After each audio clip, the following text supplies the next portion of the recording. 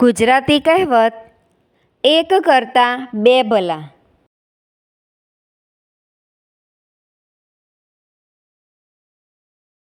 એક કરતાં બે ભલા અર્થ એકલા માણસ કરતાં બે માણસો ભેગા મળીને કામ કરે તો સરળતાથી અને સારું કામ થાય. વાક્ય: રમેશ એકલો આખી દુકાન સંભાળી શકતો નહોતો, પણ તેનો ભાઈ સાથે જોડાયો એટલે વેપાર બમણો થઈ ગયો. સાચે જ એક કરતાં બે ભલા.